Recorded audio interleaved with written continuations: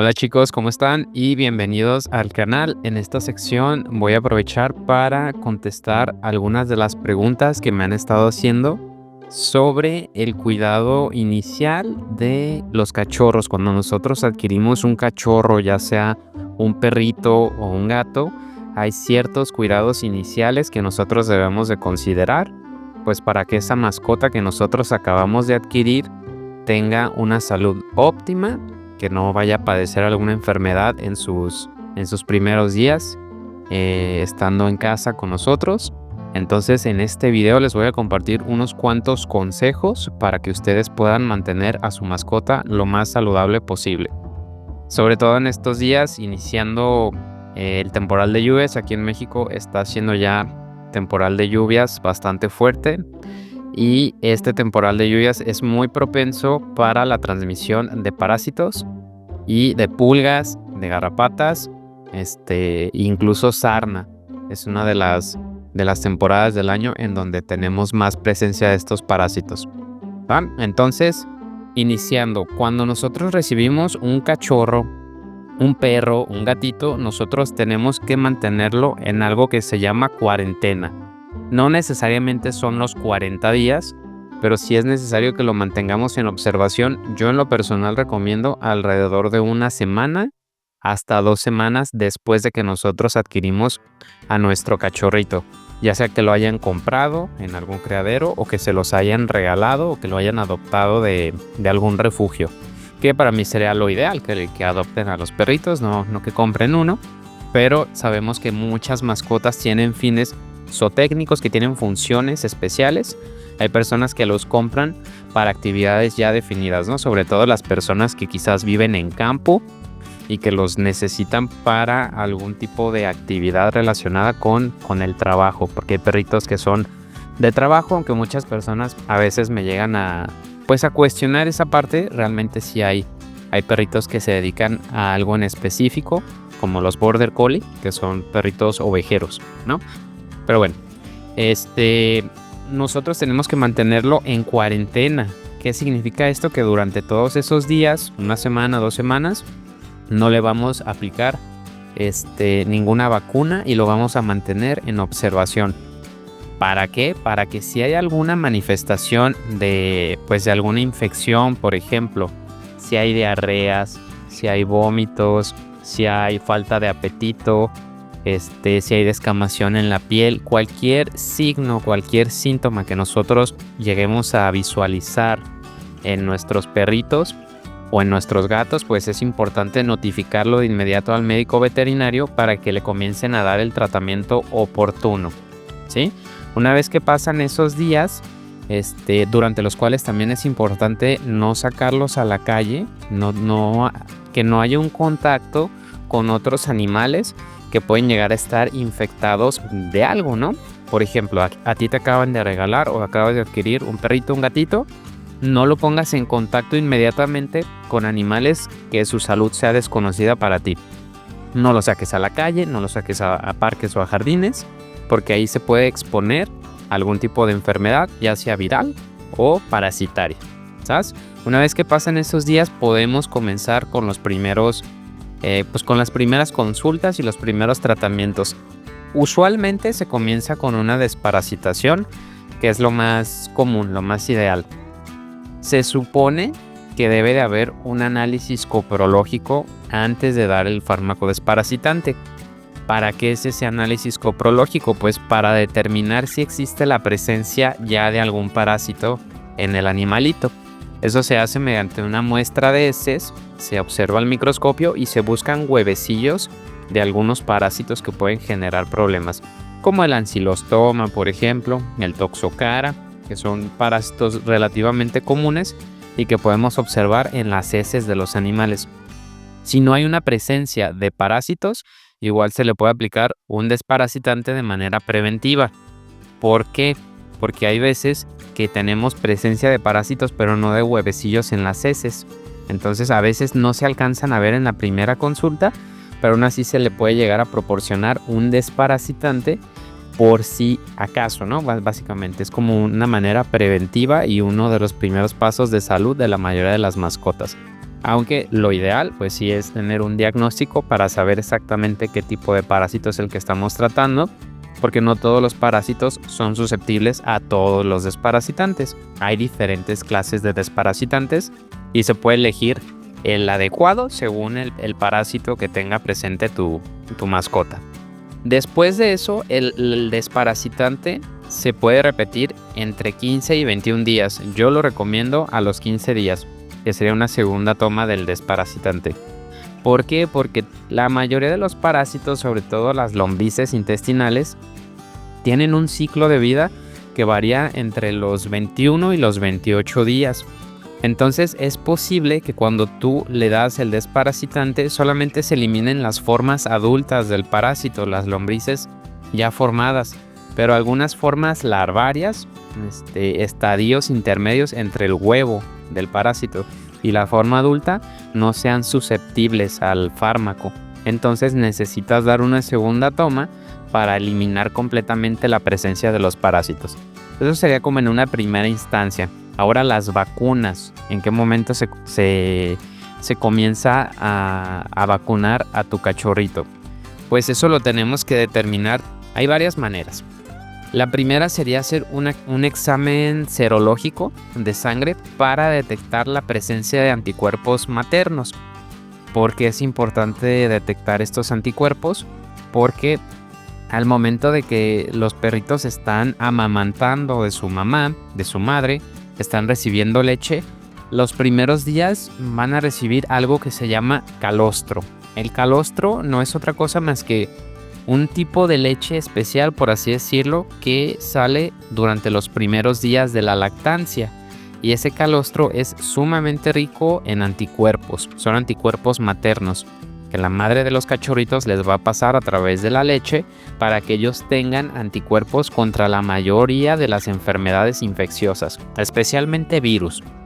Entonces, esos anticuerpos van a interactuar con las vacunas, ¿sí? Cuando los cachorritos tienen sus primeros meses de vida y tú los vacunas y aún tienen presencia de esos anticuerpos maternos, esos anticuerpos pueden llegar a inactivar la vacuna, a no generar una respuesta inmune por parte del cachorro, y sería un desperdicio de tiempo, de dinero, de vacuna, porque no va a generar la inmunidad necesaria que el cachorro necesita. Entonces, ¿qué es lo que se hace? Se miden los niveles de anticuerpos maternos y cuando comienzan a disminuir, se comienza a hacer el calendario de vacunación. Normalmente en Latinoamérica no son muchas las clínicas que realizan esa prueba. Entonces nosotros como médicos pues tenemos que más o menos imaginarnos, por así decirlo, en qué momento van a disminuir esos anticuerpos maternos. Normalmente comienzan a disminuir sobre la semana 16 de vida, pero algunos cachorritos pueden mantener anticuerpos maternos elevados durante más tiempo. Pero más o menos a la semana 16 de vida, a la semana 18 de vida, podemos comenzar a vacunar al cachorrito. Las vacunas se hacen en intervalos de 2 a 3 semanas, más o menos en promedio. ¿Qué quiere decir? Que comenzamos con la vacuna inicial y dentro de 2 a 3 semanas, incluso a veces más, ponemos un refuerzo. ¿Por qué se ponen refuerzos? Porque a veces no tenemos la información necesaria de los anticuerpos maternos y no sabemos exactamente cuánta interferencia hay por parte de esos anticuerpos maternos con la vacuna. Entonces es posible que la primera dosis de la vacuna pues no te genere mucha inmunidad, pero la segunda dosis sí te puede llegar a generar un poquito más de inmunidad, la tercera un poco más y así sucesivamente. Normalmente se pone un esquema de entre 5 y 6 vacunas. A veces se puede utilizar un esquema quizás un poco más cortito, pero siempre mediante el uso de pruebas serológicas para determinar el nivel de anticuerpos maternos, porque esto es muy importante a la hora de determinar si las vacunas van a ser efectivas o no. Las vacunas que normalmente se utilizan en cachorros son vacunas de virus vivos inactivados, así se llaman, son las que generan la mayor cantidad de anticuerpos, porque son las más antigénicas, así se le llama. que generan una mayor cantidad de respuesta inmune y eso va a generar una mayor cantidad de anticuerpos y va a brindar una mayor protección a tu cachorrito. Sí, estas vacunas normalmente se aplican en serie y se repiten a los 6 meses. Se repite un refuerzo a los 6 meses y a veces al año de vida, ¿sí? Porque, de nuevo, los anticuerpos maternos nos pueden jugar en contra a la hora de inmunizar a los cachorros. Pero normalmente, en el 99% de los casos, esos anticuerpos maternos a los 6 meses ya disminuyeron a prácticamente cero. Y al año es casi 100% seguro de que ya no tienen anticuerpos maternos. Entonces, la vacuna que le aplicamos a los 6 meses y al año va a generar la mayor cantidad de defensas posibles. Entonces, eso es lo que nosotros hacemos. Cada cuánto ya se va a repetir la vacuna, pues va a depender mucho de la marca, del tipo de vacuna que hayas utilizado. Pero las vacunas de virus vivo modificado suelen generar inmunidad hasta por 4 o 5 años. Suele durar bastante. De nuevo, lo ideal sería hacer exámenes de sangre para determinar la presencia de anticuerpos y ver si es necesario aplicar una vacuna o no. En muchas clínicas se acostumbra, sobre todo aquí en Latinoamérica, a revacunar anualmente. No es que esté mal, pero a veces es una práctica innecesaria, pero que la entiendo yo como médico porque pues muchos propietarios no están informados sobre cómo funcionan las vacunas y no les parece ideal hacer un examen de sangre que vaya a determinar la presencia de anticuerpos. Y aparte, pues también muchas clínicas veterinarias, muchos médicos ni siquiera lo ofrecen. Es un tema que en Latinoamérica, desgraciadamente, todavía está en pañales. Aún no se desarrolla una infraestructura bien, un protocolo bien definido para que las personas tengan acceso a este tipo de estudios. Y también pues muchos propietarios se niegan a pagar los estudios. Entonces esto genera como una dinámica de desconfianza entre el médico y el propietario que dificulta un poco pues todo la realización de estudios. Pero bueno, una de las funciones, uno de los objetivos de mi canal es precisamente brindar información para que los propietarios estén informados y entonces cuando tú vayas a consulta con tu médico veterinario entiendas por qué te puede llegar a solicitar algún estudio en específico. No siempre es por una cuestión económica, sino muchas veces, y espero que sea la mayoría de las veces, es por una cuestión de salud de tu mascota. El cuadro de vacunación ya bien definido, lo vas a tener que hablar directamente con el médico veterinario que está atendiendo a tu mascota, ya que pueden llegar a existir diferentes esquemas según la zona geográfica en la que tú vives. Ya el médico veterinario en consulta va a definir de manera individual para tu cachorrito cuál es la frecuencia de vacunación y cuál es el tipo de vacuna que él va a utilizar según su edad, según su salud, según los exámenes que estén disponibles para tu perrito o para tu gato. Entonces este calendario de vacunación pues obviamente tiene que ser de manera individualizada y realizada pues obviamente por un médico profesional, por un médico veterinario. Otro de los puntos que debes de considerar a la hora de adquirir una nueva mascota es la alimentación que estaban recibiendo antes de llegar a tu casa. Ejemplo, si lo compraste en un criadero o incluso si lo adoptaste de un refugio, pues la mayoría utilizan croquetas que son para todos los perritos que tienen o para todos los gatos que tienen en el criadero o en el refugio. Utilizan alguna marca en especial. Es importante que tú les preguntes cuál es la marca que están utilizando y la evalúes. La puedes evaluar pues consultando en internet o consultando directamente con tu médico veterinario de confianza para saber si esa marca es buena o si es importante, si es necesario cambiar por otra marca que tú consideres mejor.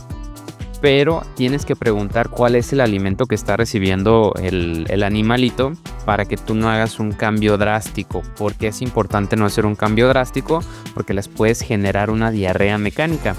En los cachorritos, cuando ellos están consumiendo un cierto tipo de alimento de cierta marca en especial y tú de manera drástica cambias la alimentación, en algunos casos se puede generar algo que se llama diarrea mecánica por el cambio de alimento, que es una respuesta no infecciosa Es una respuesta más bien fisiológica del organismo de los perritos y de los gatos, pero que se puede confundir con una infección, con una diarrea infecciosa.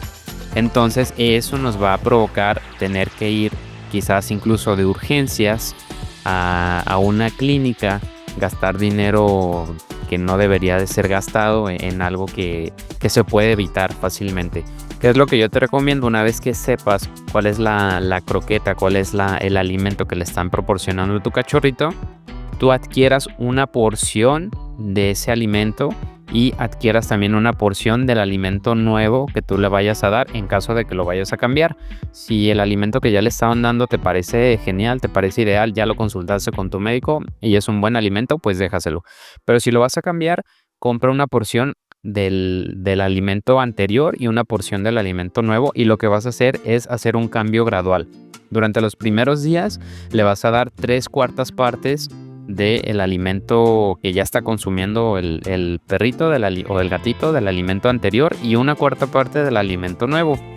Vas a durar así quizás unos 3 o 4 días y después de eso vas a darle la mitad y la mitad de nuevo por otros 3 o 4 días hasta que llegues al punto de que le des 3/4 partes del nuevo alimento y solamente 1/4 parte del alimento anterior, y eventualmente solamente el alimento nuevo. Este periodo lo puedes utilizar en un lapso de unos 7-8 días más o menos. Incluso puede ser más rápido, todo depende de la respuesta individual de cada animal.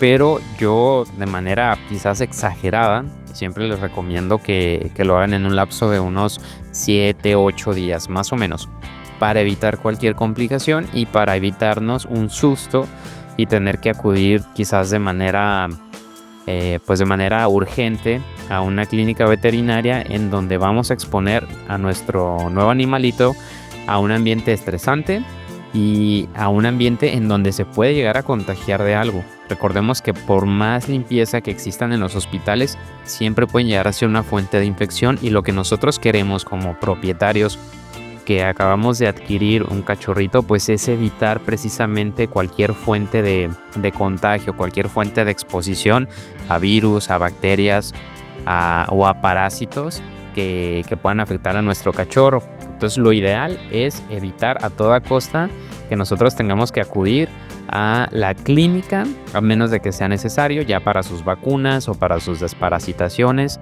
o para cualquier control médico. Lo puedes llevar igual. O sea, no te estoy diciendo que no lo lleves, pero solamente si es necesario, si tú ves algún síntoma o si tú ves algo que sea urgente, ¿no? Obviamente lo vas a tener que llevar para sus vacunas y para sus desparasitaciones y para su consulta y su chequeo general.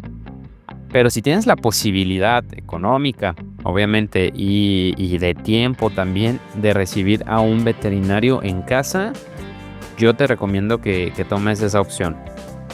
Sobre todo durante las primeras consultas y sobre todo durante su primer calendario de vacunación de tu nuevo animalito. ¿Por qué? Porque vas a evitar que tu animalito, que tu perro, que tu gato entre a un hospital en donde va a haber presencia de otros animales. Obviamente en un hospital hay presencia de animales enfermos que están padeciendo enfermedades virales, que están padeciendo enfermedades bacterianas, y no deja de ser un foco de contagio.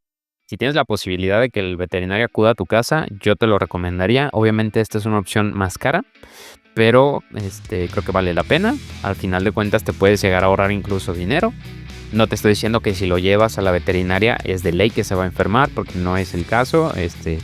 Yo creo que quiero creer que en la mayoría de las veterinarias tienen las medidas de seguridad y de saneamiento ideales, pero pues no deja de ser un hospital, normalmente un consultorio en donde van animales enfermos, y en muchas ocasiones por más estrictos que uno sea con la limpieza, puede llegar a existir cierto peligro de contagio. Si tienes la oportunidad de conseguir un veterinario a domicilio, yo te lo recomiendo. La verdad es de que para mí sería lo ideal. Una vez que tienes todo el esquema inicial, que ya le cambiaste el alimento, que ya le diste sus desparasitaciones, que ya comenzaste con su cuadro de vacunación, es importante que lo comiences a socializar. Si tú tienes más animales en casa, eso pues te va a ayudar porque en primer lugar tú vas a conocer la salud de los animales que tú ya tienes en casa, si son tus mascotas. Y eso es importante para evitar que esos animales con los que tu perrito, tu gatito recién adquirido va a socializar, pues va a evitar que sean animales cuya salud sea desconocida para ti. Entonces es importante que esos animalitos con los cuales vaya a socializar tu perro, tu gatito, pues sean animales sanos con su cuadro de vacunación al día y su esquema de desparasitación vigente, ¿sí? Y es importante que tu nueva mascota comience a socializar de manera gradual con sus nuevos compañeros, porque pues muy probablemente vayan a ser compañeros de por vida y se tienen que llevar bien y tiene que haber esa interacción por parte del nuevo cachorro con otros animales y también con otras personas. Si tienes niños, si hay más personas viviendo dentro de tu hogar, pues es importante que tu mascota se vaya acostumbrando a todas esas personas, a las interacciones con esas personas, para evitar que se vuelva una mascota agresiva, para evitar que se vuelva una mascota que es poco social o estresada. Y esto es muy importante, sobre todo en gatos. En los gatos hay una condición que se llama cistitis idiopática felina. De hecho, tengo un video en el canal en donde hablo exclusivamente de eso. Y la cistitis idiopática se da principalmente en gatos por estrés. Y el estrés normalmente viene cuando hay interacciones nuevas con el ambiente. Cuando entra una nueva mascota, una nueva persona, cuando hay ruidos dentro de la casa. Por ejemplo, he atendido pacientes, gatitos cuyos dueños te dedican a temas de construcción, a temas de carpintería, hacen mucho ruido dentro de la casa y eso les genera un estrés. Entonces es importante que tu mascota se vaya acostumbrando a todos los ruidos, a todas las interacciones, a todos los animalitos con los cuales él o ella va a convivir dentro de casa. Esta nueva interacción debe de ser gradual. Si no lo vayas a exponer de manera súbita, de manera aguda a todas las interacciones con las cuales tu nueva mascota va a vivir, sino de manera gradual, velo introduciendo de manera paulatina hacia los nuevos perritos, la nueva mascota la tienes que estar introduciendo de manera paulatina con sus nuevos compañeros, ¿no? Con sus nuevos compañeros de vida. Si vas a tener más perritos, más gatos, etcétera, pues de manera gradual para evitar el estrés en tu nueva mascota. Otra pregunta que suele salir con frecuencia es el tema de los baños. Me preguntan, oye Doc, ¿puedo bañar a mi cachorrito, a mi gatito? Tengo poquito que lo adopté, pero huele feo, ya se ensució, se llenó de tierra, etcétera. ¿Lo puedo llegar a bañar sin que esto le afecte a su salud? La respuesta corta es que sí, en teoría. Me explico por qué sí en teoría. Sí lo puedes bañar porque el agua, como tal, no tiene la capacidad de enfermar, a menos de que sea agua contaminada, pues agua sucia. El agua potable, el agua normal, no tiene la capacidad de producir una enfermedad por sí misma. ¿Eso qué quiere decir? Que pues tú lo puedes bañar y eso no significa que vaya a generar una infección, una enfermedad por sí solo. Simplemente por el hecho de bañar a tu cachorrito, pues no se va a enfermar. ¿Qué es lo que ocurre? ¿Cuál es el contexto de todo esto? El primer baño para los animalitos, incluso creo, no estoy seguro, pero puede ser también para las personas, puede llegar a ser algo estresante. Esto es importante en los perritos y en los gatos porque ellos se desarrollan de una manera inicial más rápida que los seres humanos. Entonces, su instinto inicial es de la supervivencia y tienen un nivel de estrés un poco más alto que el de las personas a veces. Cuando tú lo bañas, eso le puede generar un estrés, una incomodidad, porque es una experiencia nueva para tu cachorrito. Al hacer eso, puede haber una disminución de sus defensas naturales. Ese estrés, ese manejo inicial, lo puede llegar a predisponer a desarrollar algún tipo de infección. Recordemos que todas nuestras mucosas, nuestros órganos internos están, de hecho, pues prácticamente todo nuestro cuerpo y también el de los animalitos está con una flora bacteriana normal. Sí, esa flora bacteriana normal es mantenida a raya por el sistema inmune. Entonces, al nosotros tener una situación de estrés y también en los animalitos, cuando ellos tienen una situación de estrés, sus defensas bajan y esa flora bacterial normal se puede llegar a reproducir de manera excesiva, generando pues algún tipo de sobrepoblación de alguna bacteria que puede llegar a producir algún problema, ¿sí? Por ejemplo, una diarrea transitoria, algún tipo de resfriado pudiera llegar a suceder también, porque los pulmones, especialmente en la parte de la laringe, de la faringe, de la tráquea y de los bronquios, pues hay poblaciones normales de bacterias que son flora normal, pero al momento de haber un estrés, esas poblaciones de bacterias se pueden reproducir de una manera excesiva y generar un resfriado o una diarrea. No siempre necesitan tratamiento. En muchas ocasiones este tipo de enfermedades son transitorias y se autolimitan. Eso quiere decir que en cuestión de un par de días, pues se van a ir la mayoría, pero en ocasiones sí hay que administrar un tratamiento. Esto es indeseable. Cuando tú acabas de adquirir una mascota, un cachorrito, pues lo último que quieres es que se esté enfermando y sobre todo por algo que se puede llegar a evitar. Entonces, ¿cuál es mi recomendación? Es que no lo bañes. No lo bañes por lo menos en los primeros 10 a 15 días que está contigo, y cuando decidas bañarlo, tienes que tener ciertas precauciones para evitar que se estrese de más. Utiliza obviamente agua a una temperatura que sea agradable al tacto, que no vaya a ser pues un agua muy caliente ni muy fría, una agua templada. Trata de hacerlo de la manera más natural y menos estresante posible. Tiene que ser un baño gradual para evitar un estrés excesivo en tu perrito o en tu gato. Y tiene que ser de una manera que él o ella lo considere como una actividad más, ¿sí? Como un juego incluso. Trata de hacerlo lo más interactivo posible y trata de darle su tiempo para que él o ella se aclimate al baño. Incluso puedes utilizar tinas y dejar que el cachorrito intente entrar al agua por sí solo, porque es su primera experiencia dentro de una bañera, dentro del agua. También lo puedes bañar en una regadera, solamente que eso puede llegar a ser un poco más estresante, ya que el agua cae, simula la lluvia, y eso le puede generar más estrés al estar estrellándose el agua directamente contra el cuerpo del cachorrito.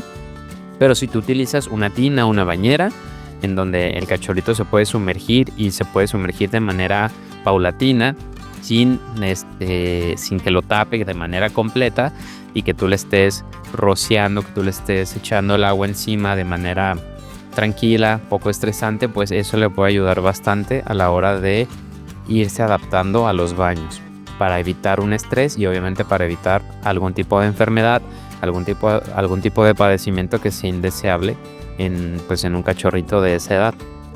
Y por último, otra de las preguntas que me suelen hacer de manera frecuente es: ¿en qué momento ya puedo yo sacar a pasear a mi perrito, a mi gatito, sin riesgo, sin la preocupación de que se me vaya a enfermar de algo? Mira, las vacunas, el esquema de vacunación inicial, como ya lo había comentado antes, se inicia más o menos entre las 16 y las 18 semanas de vida. Cada vacuna se va a repetir en promedio a los 15 a 21 días, ¿sí? Normalmente, dependiendo del país y dependiendo de la marca, el laboratorio fabricante de las vacunas, se pueden aplicar esquemas de entre 3 hasta 5 o 6 vacunas, dependiendo de cómo se maneje el esquema del médico que te está tratando. Hay muchas vacunas que son polivalentes, pero las que generan la mayor inmunidad son las vacunas de virus vivo, ¿sí? Ese tipo de vacunas son las que te van a generar la mayor cantidad de respuesta inmune, la mayor cantidad de anticuerpos. Entonces tú tienes que considerar que tu cachorrito no debería de salir a la calle hasta que esté totalmente inmunizado. La última vacuna normalmente se coloca entre los 6 meses y el año de vida del perrito o del gato. Es importante que tú consideres que si tú sacas a pasear a tu cachorrito, a tu gato o a tu perro antes de que el médico veterinario lo haya terminado de vacunar, antes de que él te diga, sabes que ya terminamos nuestro calendario de inmunización, ese cachorrito puede llegar a tener un riesgo de infectarse de alguna enfermedad viral, ¿no? Ejemplo, parvovirus, ejemplo, moquillo, que son enfermedades que suelen llegar a producir cuadros clínicos graves y que pueden llegar incluso a producir la muerte de un animalito. Entonces yo te recomiendo que inicies el calendario de vacunación en la edad adecuada. Eso te lo va a indicar tu médico veterinario. Va a depender de si le hicieron las pruebas serológicas para medir los anticuerpos maternos, como ya lo comentamos antes, o si no lo hicieron, pero normalmente se inicia a las 16 semanas. Hay médicos que lo inician antes. Hay médicos que lo pueden iniciar incluso desde las 8 semanas de vida, pero eso va a depender obviamente de cada individuo, de cada paciente, de cada perrito o gato. No todos son iguales y no todos se tratan de la misma manera, pero pues el esquema inicial, sobre todo si recibieron calostros, si recibieron esos anticuerpos maternos, suele ser a las 16 semanas de vida. Es como el promedio. De ahí se hacen varios refuerzos, obviamente depende de las vacunas, de la marca que utilicen y del tipo de vacuna que estén utilizando. Y una vez que el médico veterinario haya determinado que ya se completó todo el calendario de vacunación, entonces ya lo puedes sacar sin riesgo a que se te vaya a enfermar de algo viral o bacteriano.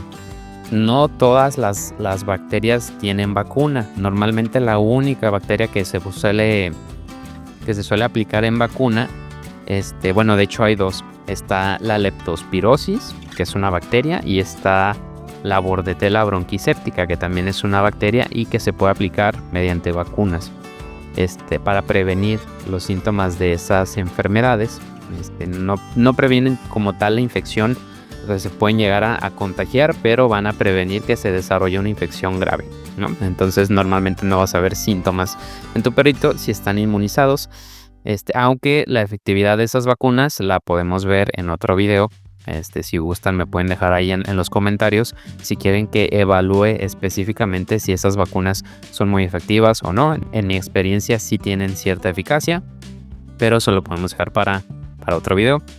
Entonces tú lo puedes sacar en el momento en el que el médico veterinario te dice que ya terminaron su calendario de inmunización. En ese momento ya es seguro sacarlo y no se va a enfermar de los patógenos a los cuales ya se le aplicó una inmunización, se le aplicó una vacuna.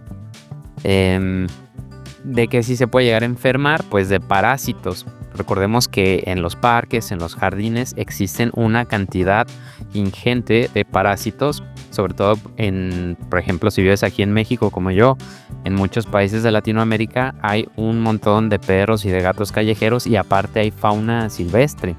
Si te puedes encontrar, silvestre por decirlo de alguna manera, pero te puedes encontrar un montón de roedores, te puedes encontrar insectos, aves, y todos ellos al vivir en la calle pues son portadores de parásitos y eso se le puede contagiar a tu perrito o a tu gato. Entonces es menester tener eso en mente para que tú determines que no solamente son las vacunas, también es la desparasitación. Si tú lo vas a estar sacando a la calle de manera constante, pues es importante sacarlo una vez que ya has terminado todo el cuadro de vacunas, pero también tener en mente que lo tienes que desparasitar de manera regular si es que lo vas a estar sacando constantemente a la calle, sobre todo a lugares en donde hay presencia de otros animales que pueden estar parasitados. Si tú lo llevas al parque, si lo llevas a jardines, si hay un pequeño bosque, aquí en Guadalajara por ejemplo tenemos el bosque de los Colomos, el bosque de la Primavera, el bosque del Centinela, que son zonas de mucha vegetación, de muchos árboles. Ahí hay mucha fauna que te puede llegar a contagiar a tu perrito o a tu gato, y eso lo debes de considerar, porque es importante considerar primero las vacunas y no los desparasitantes, los parásitos, porque es importante considerar antes de sacar a tu perrito o a tu gato que ya esté vacunado, porque las enfermedades virales son mucho más graves que las enfermedades parasitarias. Sí, no es lo mismo que tú tengas un perrito enfermo de moquillo, enfermo de parvovirus, que un perrito o un gato, enfermo de algún parásito, de toxocara, por ejemplo. ¿Por qué? Porque con el Toxocara pues se le hace un estudio coprológico, se determina la presencia del parásito y se da un desparasitante y listo. No suele generar mayor enfermedad. Una enfermedad como el moquillo, por ejemplo, tiene una tasa de letalidad relativamente alta. Una enfermedad como el parvovirus puede llegar a matar al animalito. En cambio, las enfermedades parasitarias, a menos de que se descuiden de manera pues de manera inhumana, que no lo lleves nunca al médico y que se compliquen aparte con otras enfermedades, no suelen generar la muerte de los animales. Más bien vas a ver síntomas como diarreas, como vómitos, como falta de apetito, como malestar general, incluso anemia, pero son relativamente más fáciles de tratar que las enfermedades virales. Sí, entonces la pauta es una vez que ya se completa el cuadro de vacunación, entonces ahí ya yo me animo a sacar a mi perrito a la calle o a mi gatito a la calle. ¿A qué edad? Pues va a depender de a qué edad iniciaron el cuadro de vacunación y cuántas vacunas se le aplicaron. Va a depender también del tipo de vacuna, de la marca que utilizaron, ¿sí? Para que genere una cantidad de anticuerpos lo suficientemente altos para que no le vayan a suponer un riesgo el hecho de que tu animalito pues se exponga a enfermedades virales que pueden estar en el ambiente, ¿sí? Espero haber sido claro, espero haberme explicado. Si tienen dudas adicionales, los pueden dejar aquí en los comentarios, yo los voy a estar leyendo. Si les gusta este tipo de contenido, por favor, denle like, suscríbanse, compartan este video y nos veremos en un próximo video. Muchas gracias a todos por llegar hasta el final. Los quiero mucho.